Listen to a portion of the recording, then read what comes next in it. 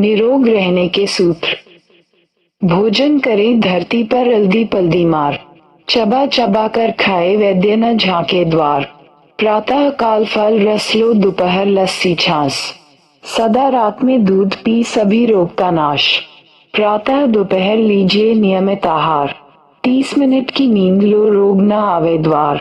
भोजन करके रात में घूमे कदम हजार, डॉक्टर ओझा वैद्य का लुट जाए व्यापार। घूट घूट पानी पियो रहे तनाव से दूर, एसिडिटी या मोटापा होवे चकनाचूर। अर्थराइटिस या हॉर्निया अपेंडिक्स का त्रास, पानी पीजिए बैठकर कभी न आवे पास।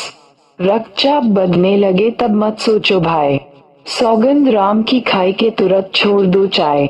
सुबह खाए कुवन सा दोपहर यथा नरेश, भोजन लीजिए रात में जैसे रंग सुरेश। देर रात तक जागना रोगों का जंजाल, अपच आंख के रोग संग तन भी रहे निढाल। यदि वीडियो अच्छा लगा हो तो लाइक करें, कमेंट करें और चैनल को सब्सक्राइब करें। Thanks for watching.